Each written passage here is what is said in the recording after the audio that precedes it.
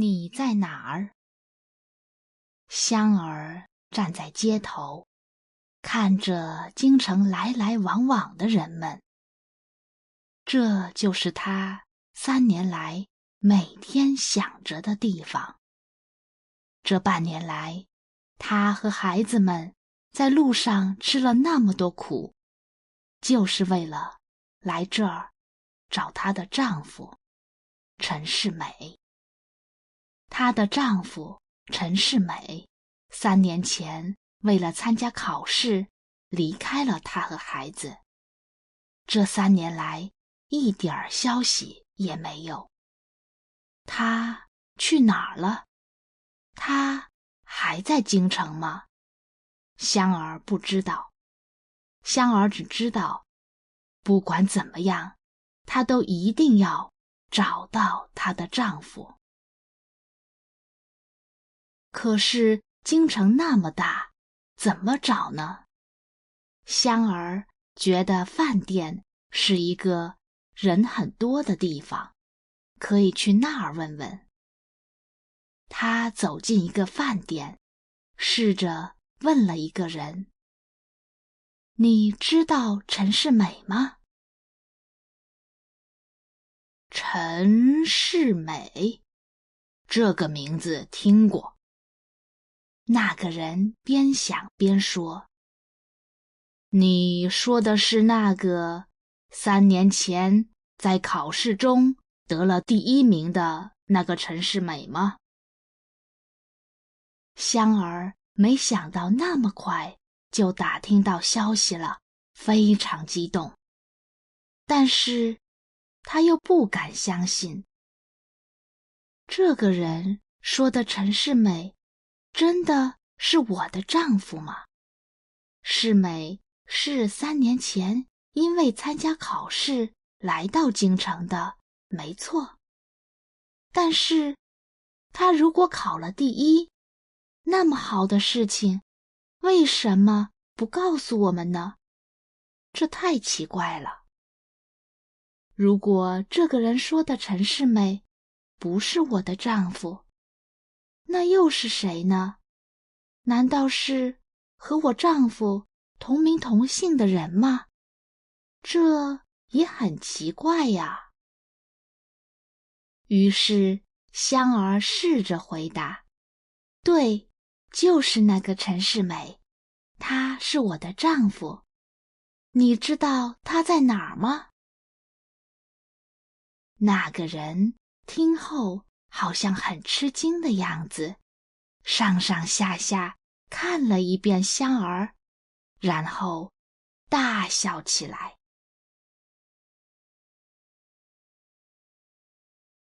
2个陈世美。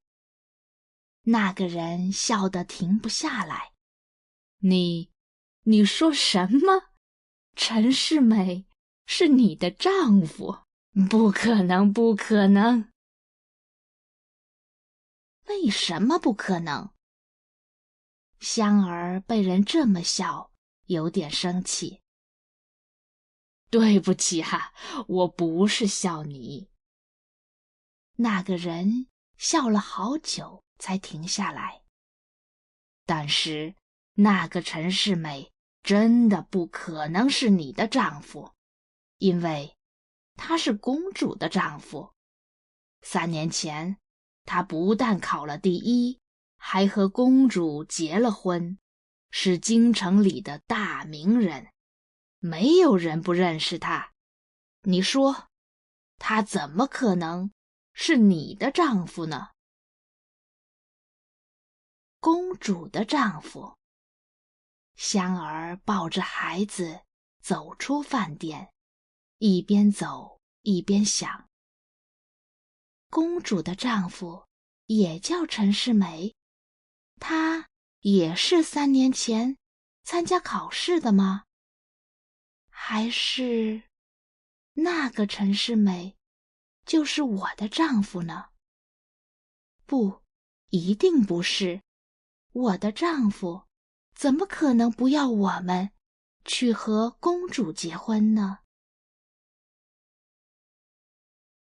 虽然香儿觉得那个公主家的陈世美不是自己的丈夫，但是她还是决定先去公主家看看，因为现在除了去公主家，她也没有别的消息了。香儿一路打听，找了好久，终于找到了公主的家。红色的大门紧紧关着，门口没有人进出。香儿不敢去推门，因为这是公主的家啊，这不是他们这样的人想进就能进的地方。于是她带着孩子在门口等着。过了一会儿，大门突然开了，从里面走出来一些人。有一个人走在最前面，很高兴的样子。他的后面跟着很多人。香儿看得清清楚楚，这个人就是他每天想着的人，这个人就是他来京城要找的人，这个人就是她的丈夫陈世美。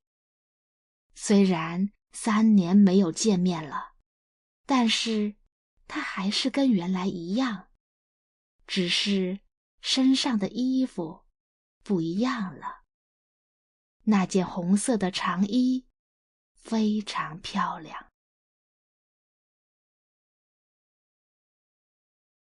最不想让人知道的事儿。3年了，香儿终于找到她的丈夫了。世美，香儿很激动，带着孩子们跑上前。陈世美听到声音看过去，看到了一个女人和2个孩子。这个女人又黑又瘦，头发很脏，衣服也是又脏又破，像一个要饭的。但是这个女人的样子，她好像在哪儿见过，她的声音，她好像也在哪儿听过。香儿看到陈世美不说话，又上前了一步，激动地说：“世美，你不认得我了吗？我是香儿啊。”接着，他又把孩子们拉过来，对孩子们说：“快叫爸爸。”香儿，陈世美吃惊不小，她又看了一遍这个女人，是香儿。虽然她现在又黑又瘦，没有以前漂亮了，但是他们那么多年的夫妻，她还是能看出来，她就是香儿。她没有想到香儿会找到这里来。陈世美很紧张，她知道她的麻烦来了。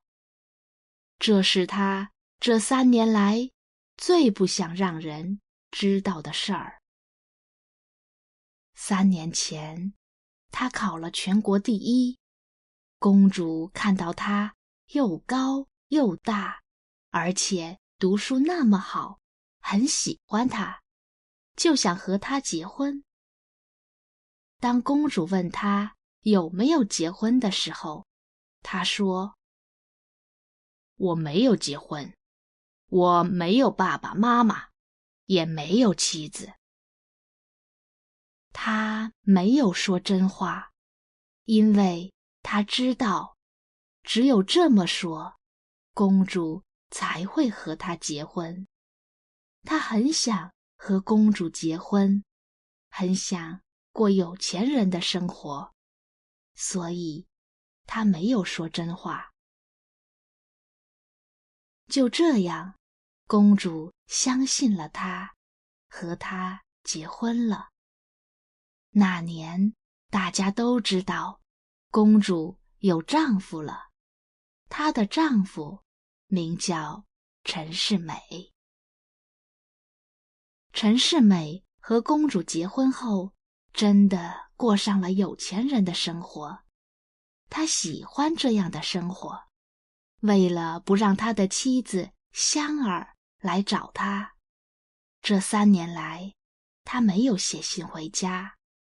他想，只要我不写信回家，香儿就会以为我死了，她就不会来找我了。3年过去了，陈世美以为不会有人知道这件事了，没想到他的麻烦还是来了。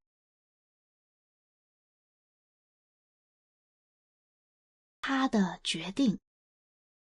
陈世美看着站在他面前的香儿和孩子们，心跳得很厉害。如果公主知道这件事，知道我那个时候没有说真话，一定会很生气。那我现在的好生活就没有了。我不能认他们，我要把他们赶走。想到这，陈世美一把推开他们，大声说道：“你们是什么人？我不认识你们，快走开！”陈世美的下人一开始听到那女人让孩子们叫爸爸，都很吃惊。但听到陈世美说不认识他们，所以下人们就转过身来，也把香儿和孩子们往外推。去，要饭到别的地方去。陈世美也不出门了，急急忙忙跑进家，一进门就让人赶紧把大门关起来。大门是关起来了，可是麻烦仍然跟着他。进到自己的房间，他的心仍然在乱跳。这事要是让公主知道了，怎么办呢？陈世美在房间里走来走去，坐也不是，站也不是。她等不了了，让下人到门口去看看，看看那3个要饭的人走了没有。下人回来说，他们没有走，还在门口大声地叫着开门，想要见您。怎么不把他们赶走？陈世美气得跳起来。赶了好几遍，刚赶走，他们又回来了。赶不走也要赶，赶得远远的，不要让他们再回来。快去，快去！陈世美推着下人，让他赶紧去。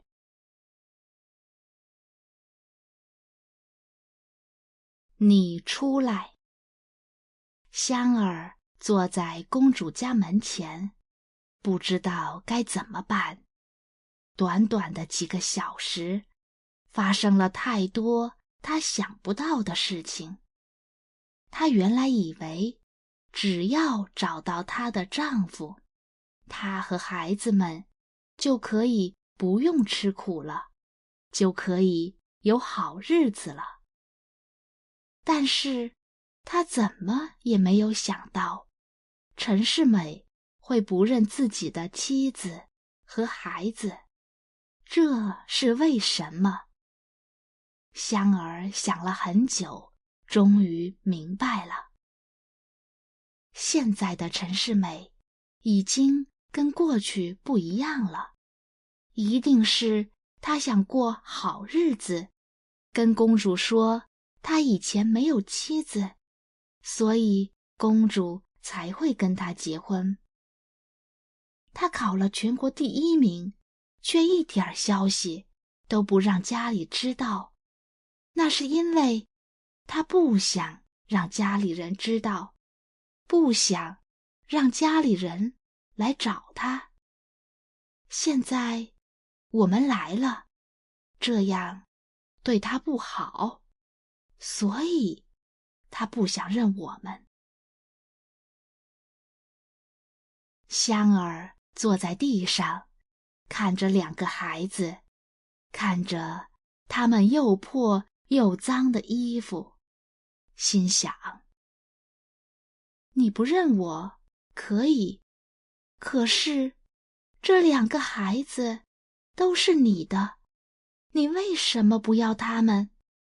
再说，你那么久没有见到自己的爸爸妈妈了，难道都不想问一问他们怎么样了吗？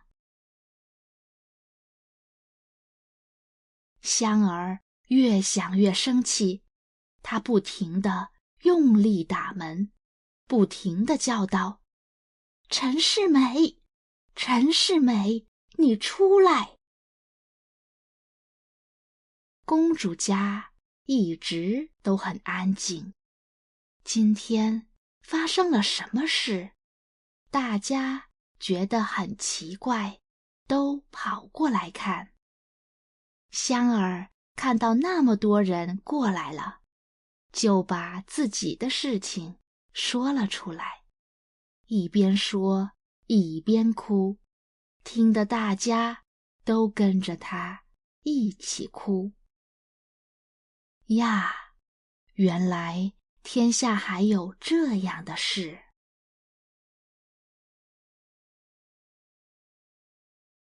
香儿去哪儿了？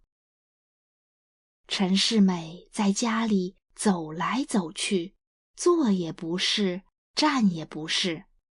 她又叫来下人：去，你再去外边看看，看看那3个要饭的走了没有。过了一会儿，下人回来了。他们不但没有走，还在那儿说他家里的事情，很多人在那儿听呢。什么？陈世美气得跳了起来，心想：这样下去可不是办法。他大声对下人说道：你们让3个要饭的在公主家门口乱说话，不想活了吗？快去把他们赶走，让他们离这儿远远的，不要让他们回来了。下人们马上去做了，他们把香儿和孩子们推上马车，拉到了城外。他们走了很长时间，觉得已经很远了。于是，他们把香儿和孩子们扔在路边，自己回去了。回到驸马府，陈世美已经在门口那儿等着他们了。看到他们，陈世美马上问道：你们把他们扔到哪儿了？扔到城外了。城外什么地方？西边的一个村子，离这儿40里。只有40里。陈世美气得声音都变了。为什么不再扔远一点儿？真是没用的东西。陈世美知道，只要是香儿决定做的事，就一定会做到。他们走了那么远的路，从陈家村走到京城，不会那么容易被赶走的。40里路，他们走1天就能回来。今天公主不在家，所以没有发现他们。但是如果下次他们再来，公主在家的话，我的好日子就会没了。不行，不能让他们再回到这里，不能再让他们乱说话了。那要怎么办呢？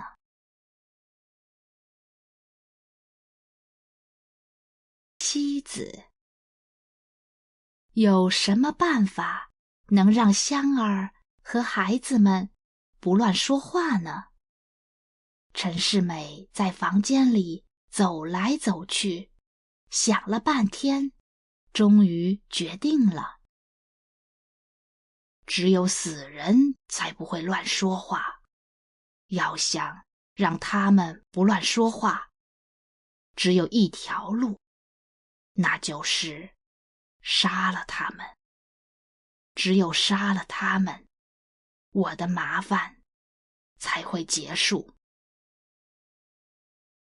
他马上叫来了一个人，这个人叫妻子，是他的卫士。以前他让妻子办过几件事，妻子每次都办得很好，所以他相信妻子。陈世美让妻子坐下。妻子，你帮我去办一件事。什么事？您说。妻子觉得今天的陈世美和以前不太一样。你帮我到城西杀3个人。陈世美看着妻子，慢慢地说道：杀人？什么人？你问清楚了，他叫香儿。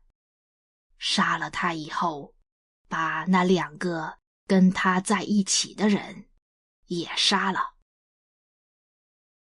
现在的陈世美只觉得香儿和孩子们是他的大麻烦，他只想让这件事情快点结束。妻子停了一下，没说话，然后又问道：他们是什么人？这个妻子虽然会功夫，但是她不想杀人。你不要问那么多，你只要知道，他们必须死。陈世美把1包钱扔在桌子上，说：这是给你的，你今天晚上必须把这件事办了。要是办不好，我就杀了你。妻子拿着钱走了，她很不想去杀人，可是陈世美叫她去，她不敢不去。她拿着刀，骑上马，出了城。走了半天，她来到一间破房子前。她四周看了看，发现没有人，正想离开，突然听到里面有人说话：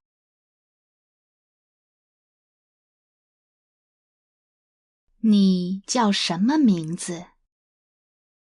这破房子里有人。妻子走进破房子，只听到里面的人说：老天哪，我香儿为什么这么苦呢？妻子清清楚楚地听到了我香儿这几个字。他正想不到办法去找人，香儿不是就在眼前吗？他拿着刀跳进破房子里，一把拉住坐在地上的人。你叫什么名字？快说！黑乎乎中突然跳出来一个人，还拿着刀。香儿害怕地大叫了起来。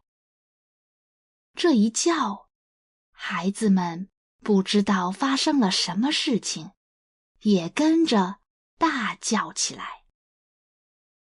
他们的叫声让妻子也吃了一惊。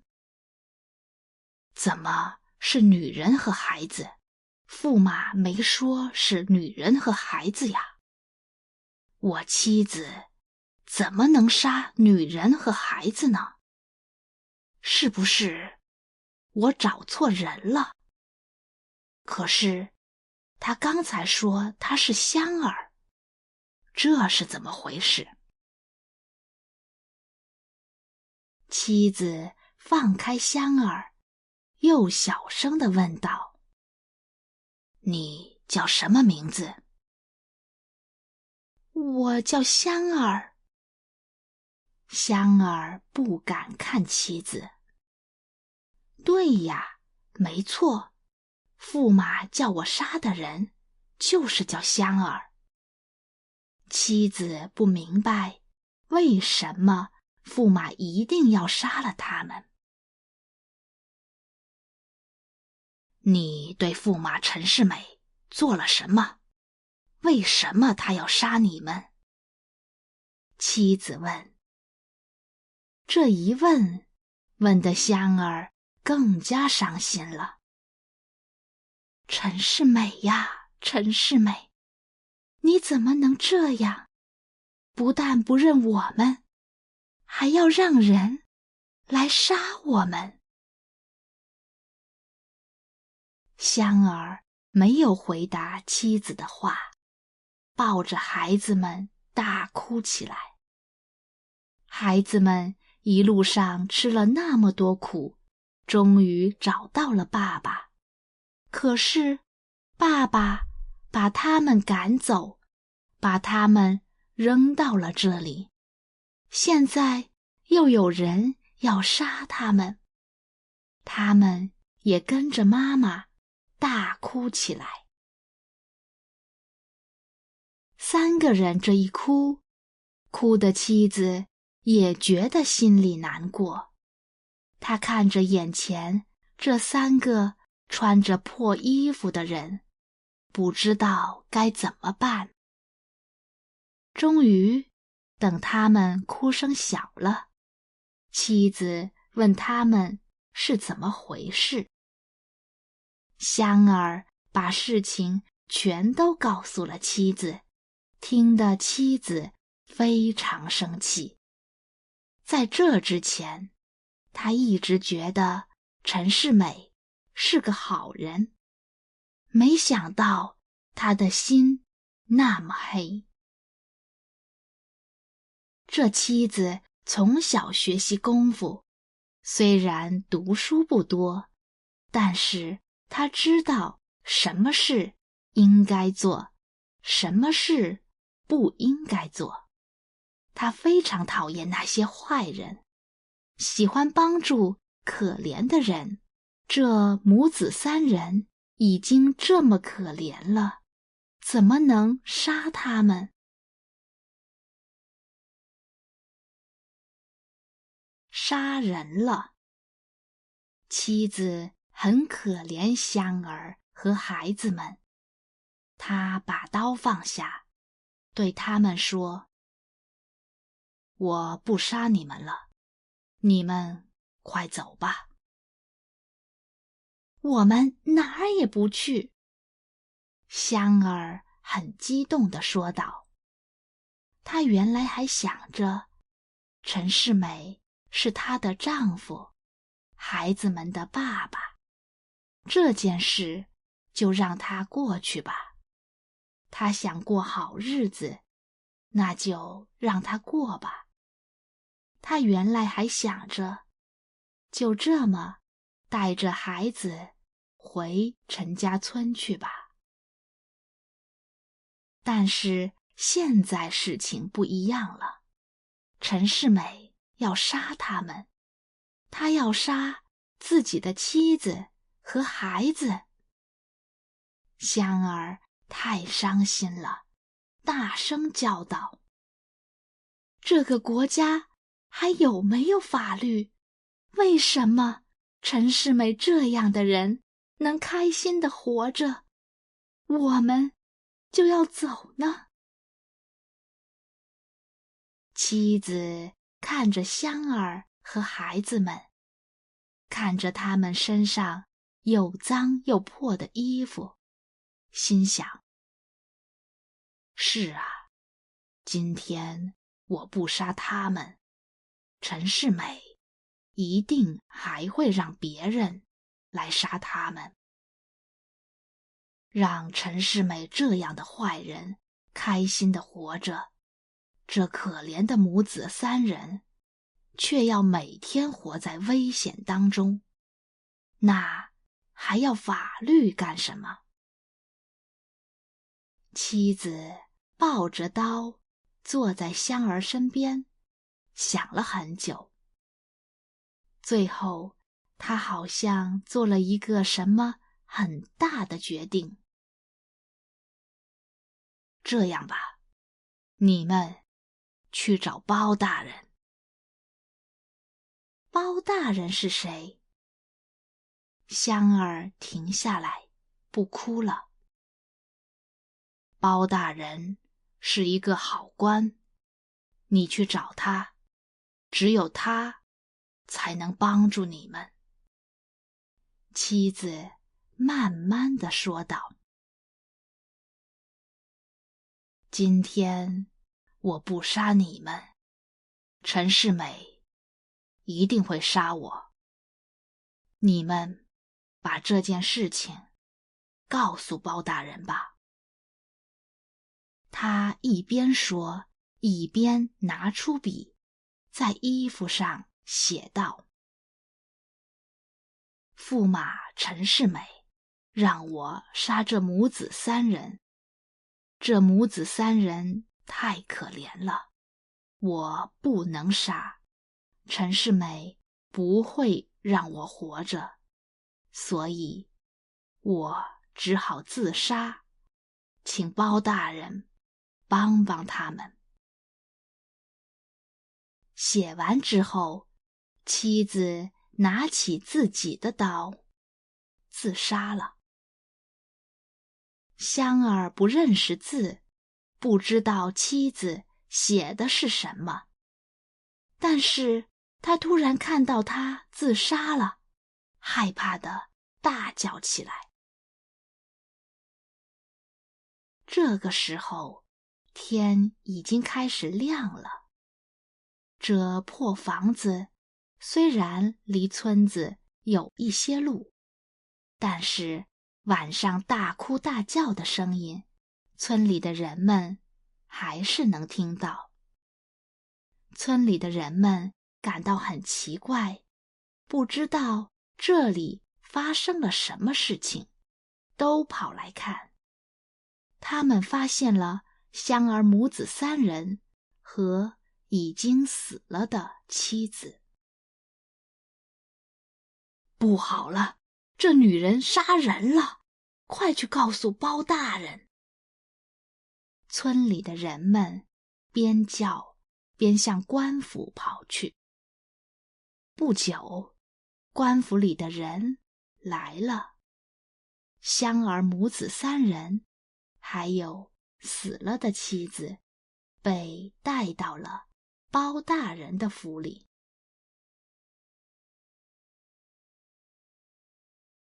包大人，话说这位包大人非常厉害，他为人们办事，不怕坏人，大家都很喜欢他。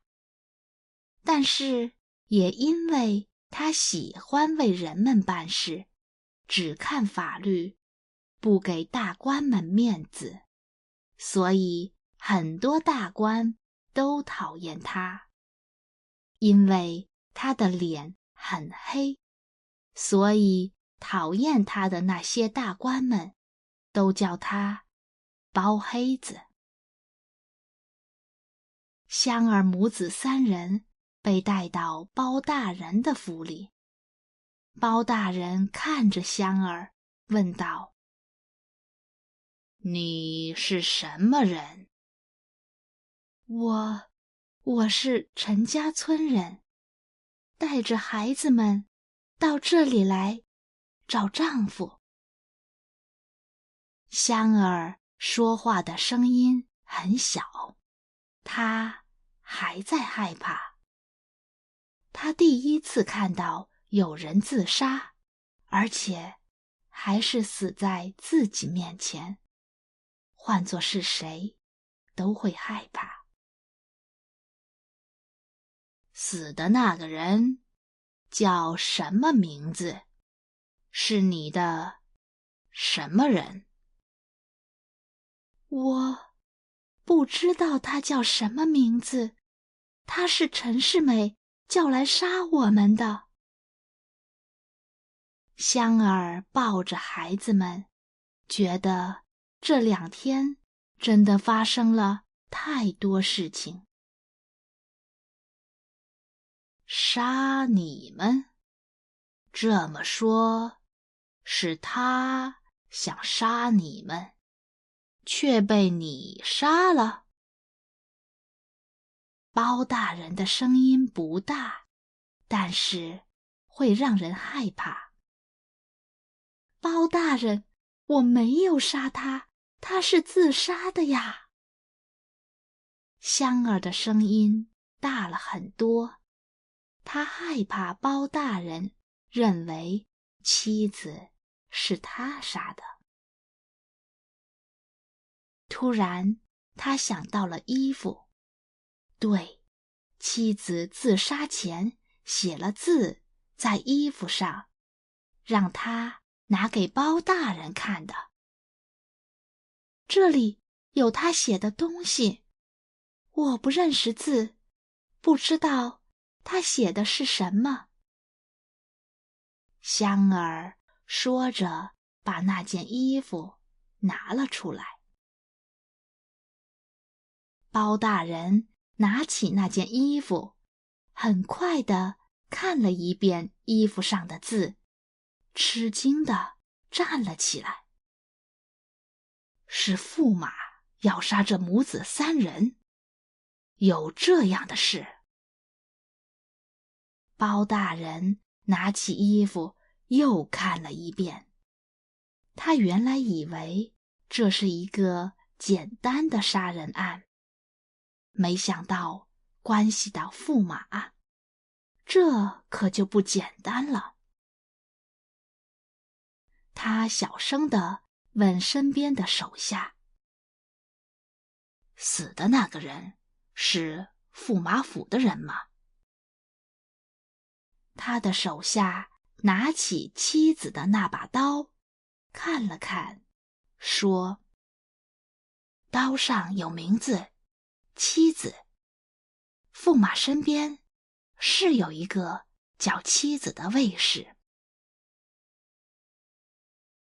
包大人点点头，又问香儿：“那驸马为什么要杀你们呢？”包大人不问还好，这一问，香儿又想起了他的伤心事。他决定把他的伤心事从头说起。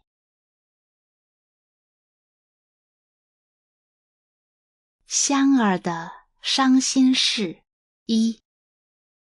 陈世美是香儿的丈夫，他们住在一个叫陈家村的地方，家里还有60多岁的父母，一个儿子和一个女儿。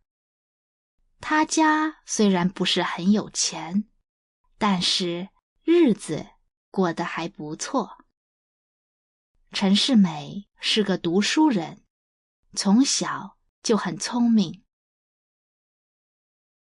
他一直都想参加考试，考第1名，然后做大官。他在家里只读书，家里别的事情都是香儿做。香儿不但要洗衣做饭，还要照顾小孩，照顾父母。香儿每天都很忙，但是香儿想，现在忙一点儿也没关系，只要丈夫考了第1名，他们就有好日子过了。3年1次的考试又要开始了。陈世美准备好行李，出发去京城了。走之前，他对香儿说：“你放心，我这次去一定能考第1名。我们夫妻以后一起过更好的日子，白头到老。”谁知陈世美走了之后，一点消息都没有。他的父母每天想着儿子，孩子们天天想见爸爸。香儿天天苦苦地等着丈夫快点儿回家。丈夫没回来，坏事却一件接着一件的来了。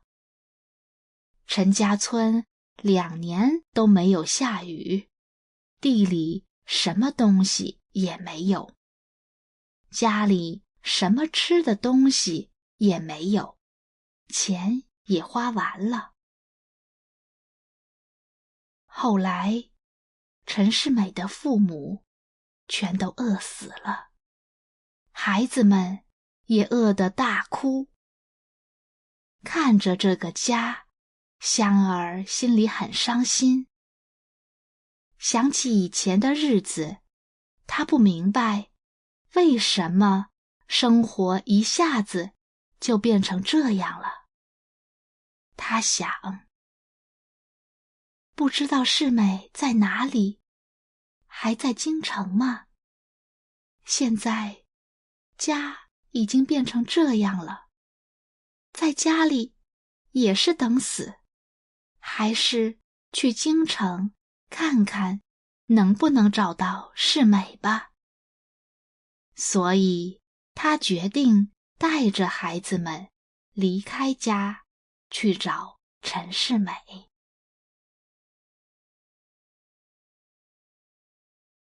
香儿的伤心事2。京城离他们很远很远，香儿带着2个孩子一边走一边要饭，走得非常慢。晚上，他们睡在别人的房子外边。天冷了，孩子们一直在哭。还好有好心人给了他们2件衣服。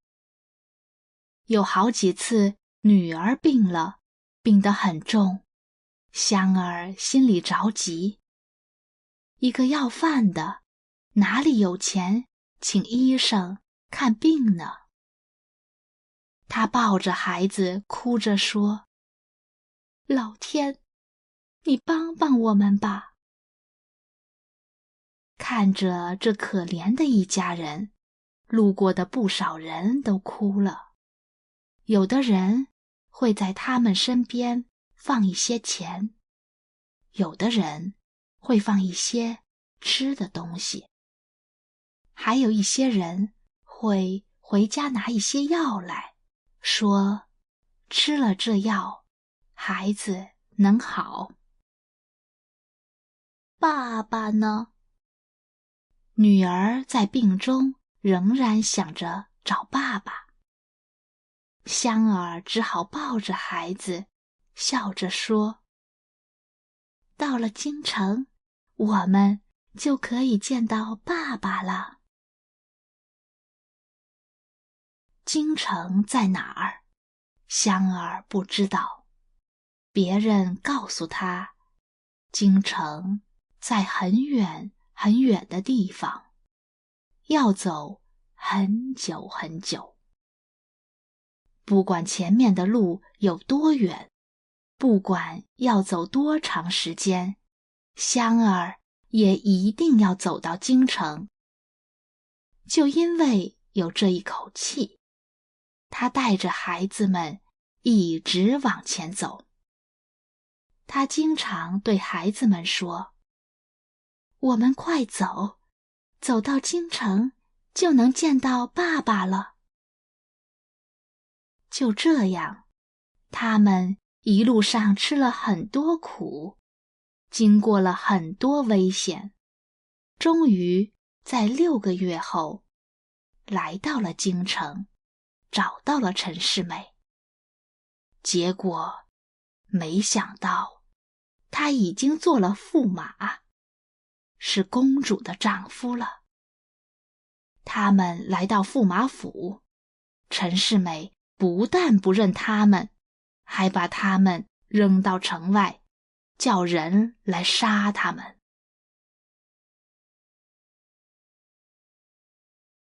包大人要怎么做？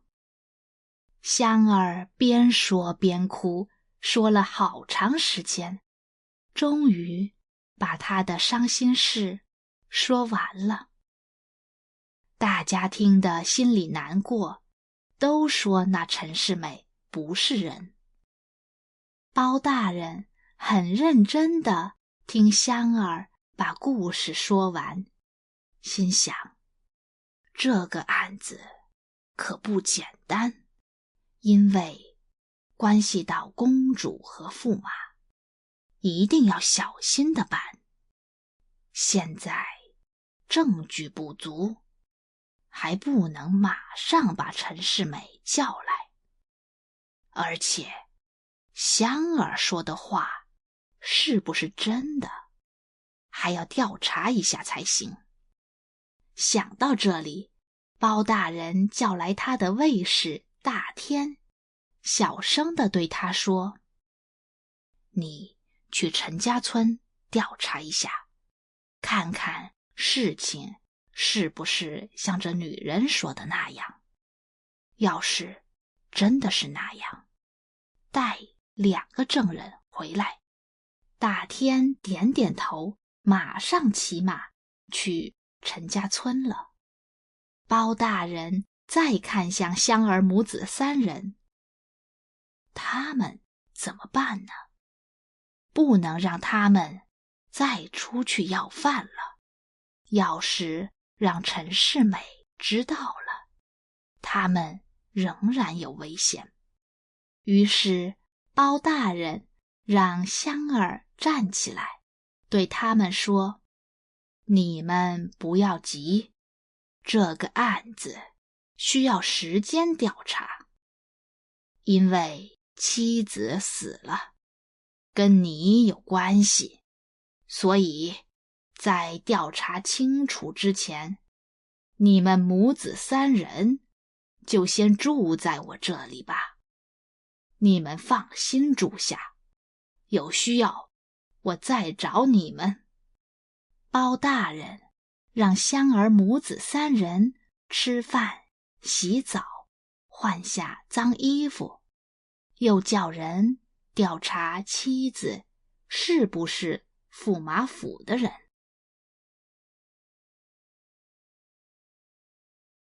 陈世美的办法。陈世美1个晚上没有睡觉，一直在等妻子回来。可是到了第2天早上，也没有见妻子回来。怎么回事？难道是因为妻子找不到香儿母子吗？又等了2天，妻子还是没有回来。陈世美越来越着急。他找来一个下人，要他去打听一下，看看是什么情况。不久，打听的人回来了，他们说，听说2天前的一个早上，城西村子里有一个带着2个孩子的女人，杀死了一个男人。后来官府来人，把他们都带走了。带着2个孩子的女人，那一定是香儿，他杀死了妻子。怎么可能？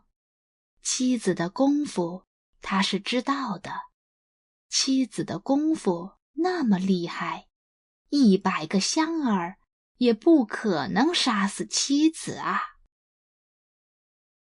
陈世美不明白这是怎么回事，心里更着急了。这么说，妻子死了，香儿被带到了官府。坏了，香儿一定会说出自己的事，那包大人一定会调查这件事的。陈世美一想到包大人，心里就害怕。怎么办呢？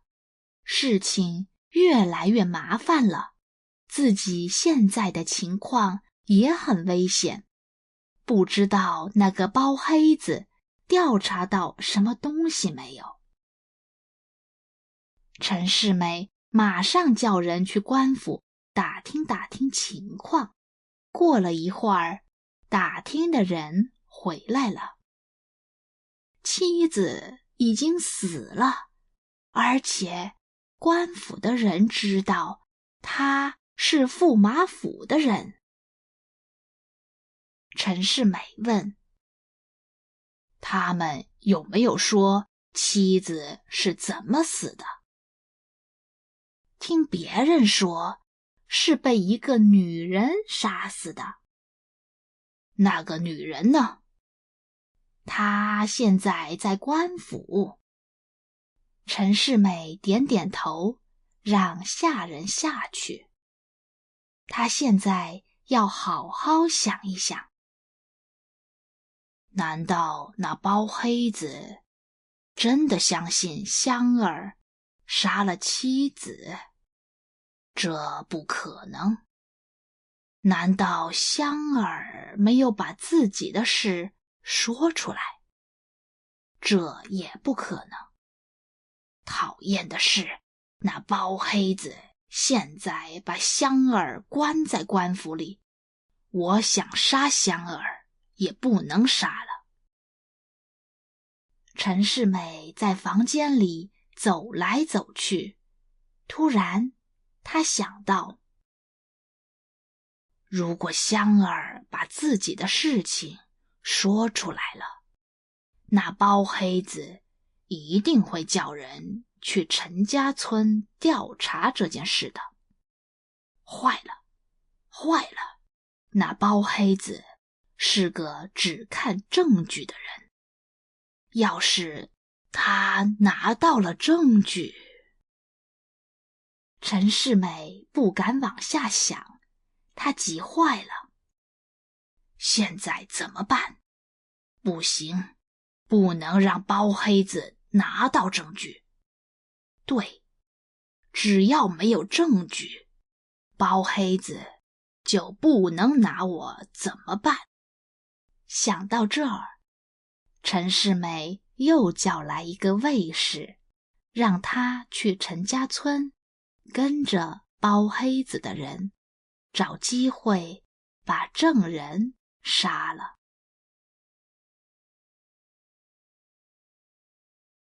大天和李二，包大人让他的卫士大天去陈家村。这个大天跟着包大人已经很多年了，他的功夫很厉害。大天只用了10天时间，就来到了陈家村。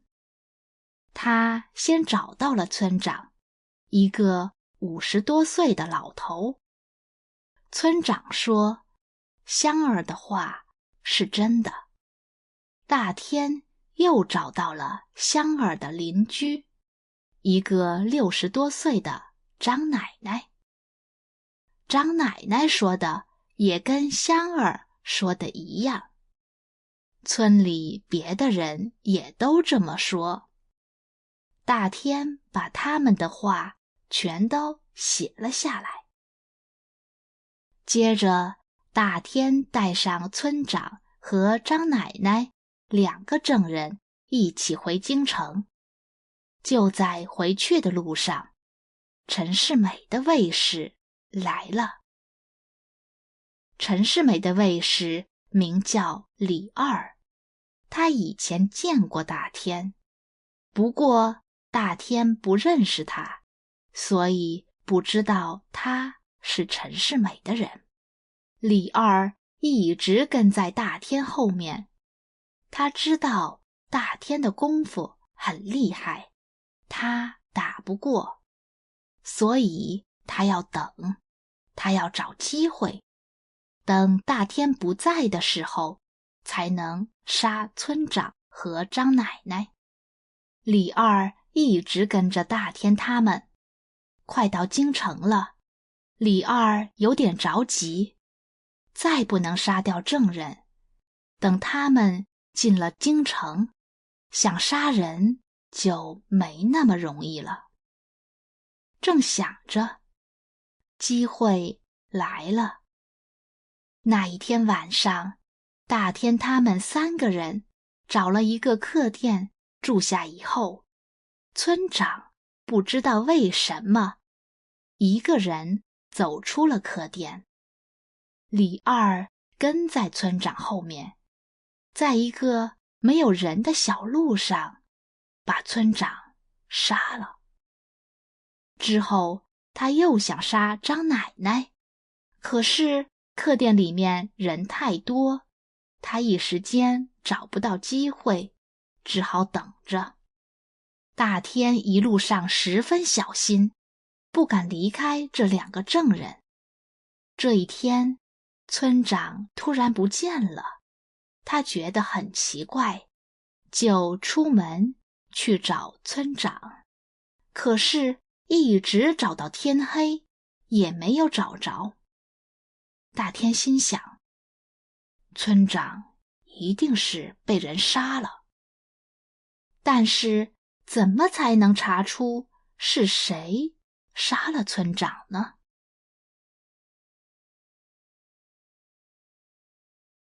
真假奶奶。要想查出是谁杀了村长，大天有一个好办法。他带来了2个证人，村长被杀了，现在还有一个张奶奶，对方一定也会想杀张奶奶。他决定用这一点把杀村长的人找出来。天慢慢黑了，大天觉得时候到了，于是他让店里的人看着张奶奶，自己穿上张奶奶的衣服，学着张奶奶走路的样子出门了。李二看到张奶奶一个人出来了，心想，机会来了。他马上跟在张奶奶后面，慢慢地走近张奶奶，拿起刀就要杀她。谁知这个张奶奶很快地转过身来，一把推开了李二的手。奇怪，张奶奶怎么会有那么大的力气？李二想看清楚对方是谁，但是天太黑了，他看不清楚。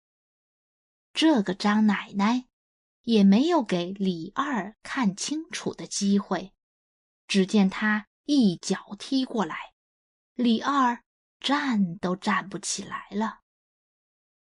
别人听到外面有声音，赶紧拿着灯出来看。有了灯，李二这才发现，这个穿着张奶奶衣服的人是大天。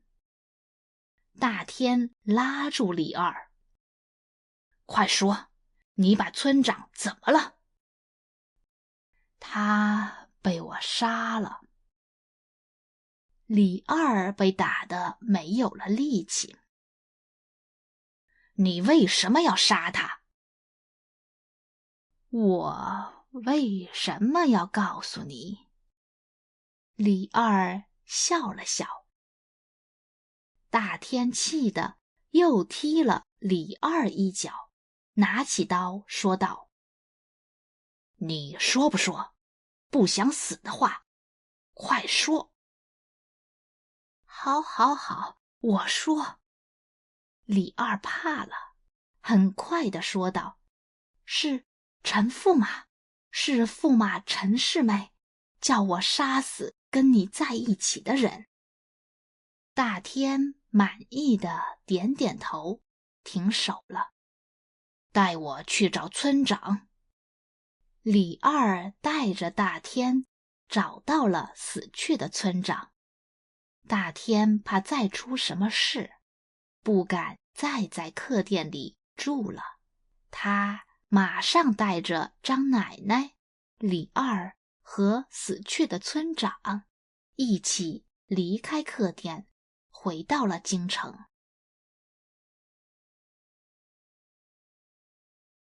查问陈世美。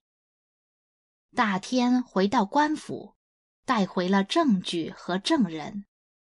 有了证据和证人，陈世美被带到了官府。包大人问道：“陈驸马，你是哪里人？”“陈家村。”陈世美知道自己为什么会被带到官府，也知道包大人想问的是香儿的事，但是他心想：我不认她是我的妻子，没有证据，你包黑子又能把我怎么样？你父母身体好吗？”包大人没有说到香儿，先问了陈世美的父母。“我父母……”陈世美这几年很少想起父母，不知道他们怎么样了，所以只好说：“他们很好吧？你在陈家村有没有妻子和儿女？”包大人又问。“没有。”陈世美马上回答道。包大人点点头，转身对手下说道：“叫香儿。”香儿和孩子们被带了上来。“香儿，这是什么人？”包大人问道。“是陈世美，我的丈夫。”香儿不想说丈夫这2个字，现在再见到陈世美，她已经不再激动，只觉得生气、伤心和害怕。“陈驸马，他们是什么人？”包大人问陈世美。“我不认识他们。”陈世美看都不看香儿和孩子们。一听这话，香儿气得哭道：“你这个坏东西，为了自己过好日子，扔掉了自己的父母，不认自己的妻子儿女，你还是人吗？”你别乱说，我不认识你们。”陈世美又气又急。陈驸马，你不认识他们，为什么要叫人去杀他们呢？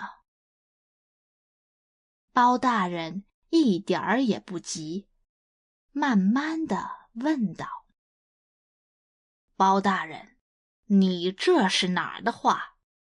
我什么时候叫人去杀他们？”陈世美不认。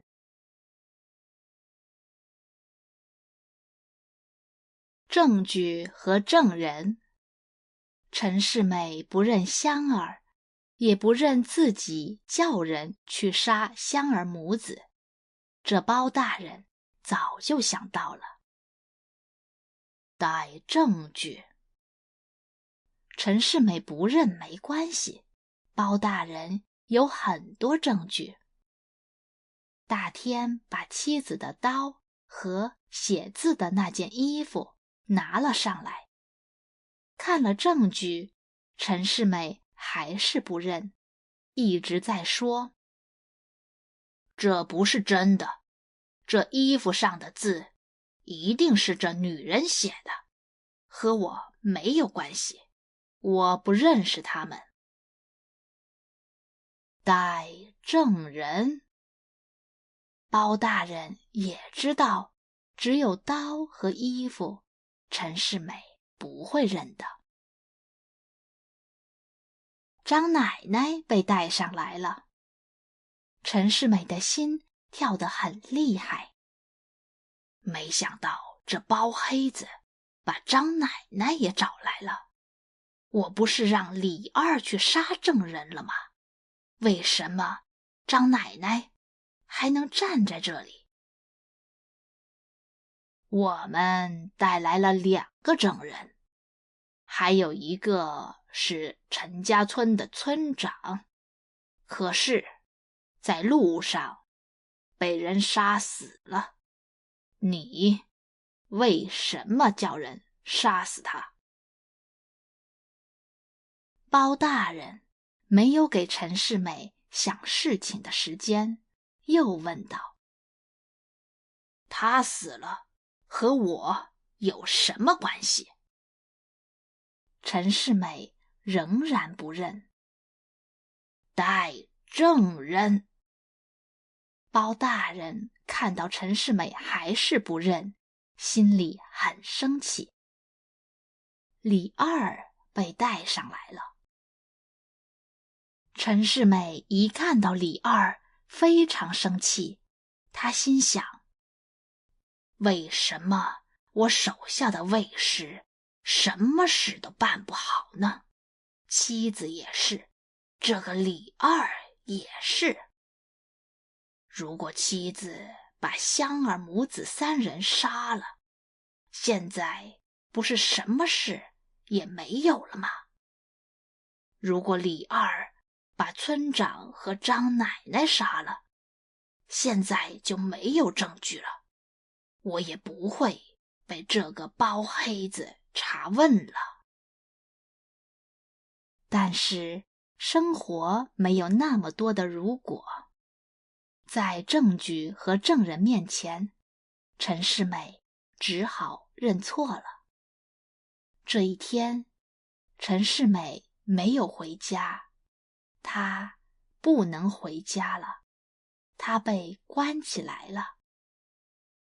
公主听说驸马被包大人关起来了，非常生气。第2天，她就跑到官府来了。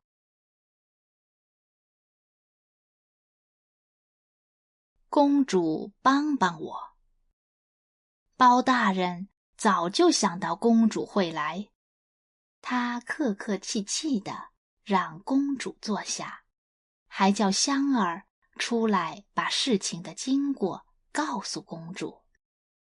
香儿把他们怎么一路上要饭来到京城，见到陈世美，怎么被扔到城外，陈世美怎么叫妻子来杀他们等情况都说了一遍。说到伤心时，香儿又抱着孩子大哭起来。公主这才知道陈世美是一个这样的人，又伤心又生气。包大人把证据都拿出来给公主看，说陈世美她有错，她杀了人，所以我只能杀她了。大人，世美是有错，您让我带她回去，我一定好好管她。公主虽然很生陈世美的气，但是想到要是杀了她，自己就没有丈夫了，她不想陈世美死。公主，陈世美不能让您带回去，我们国家有法律，她杀了人，所以只能死。包大人仍然很客气地对公主说道：包黑子，你知道你在对谁说话吗？公主的声音大了不少，她看到包大人还是要杀陈世美，很生气。你看清楚了，我是公主，我说的话你敢不听？陈世美看到有希望，也大声对包大人说：包黑子，她是公主，你敢对公主说不？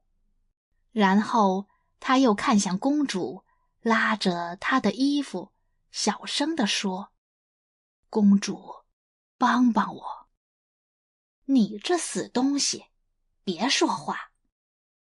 公主还在生陈世美的气，拉开了她。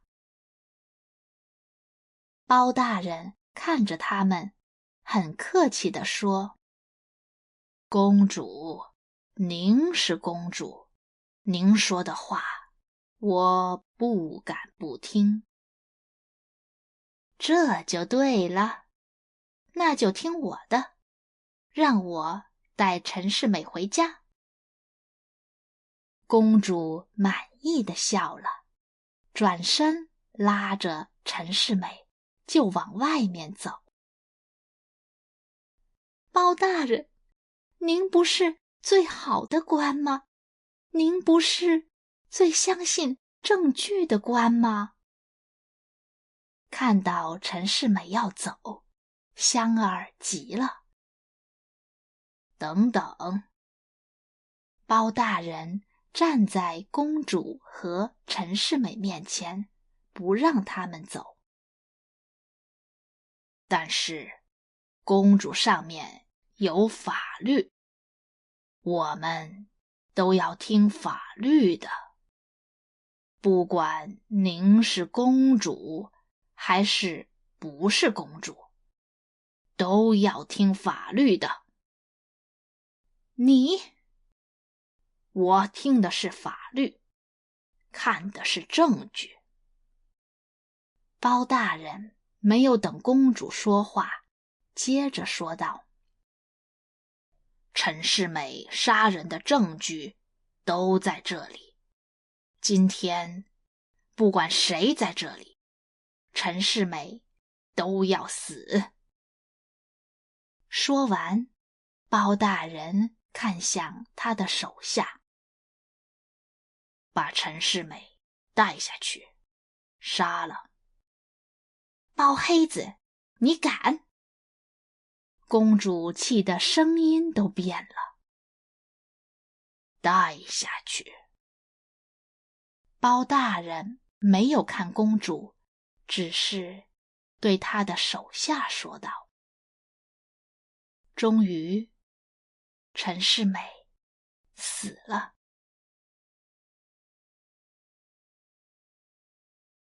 后记：陈世美这个故事经常出现在中国的戏中。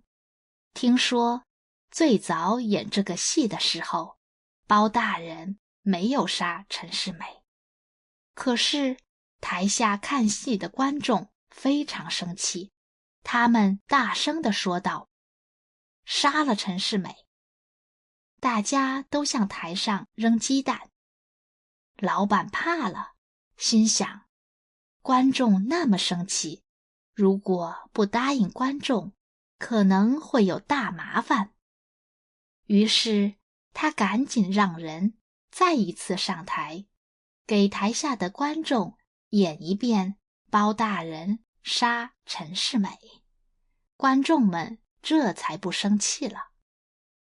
生活中，人们很讨厌像陈世美那样扔掉父母、妻子和儿女的人。陈世美的故事演了几百年，让人们都记住了陈世美这个人。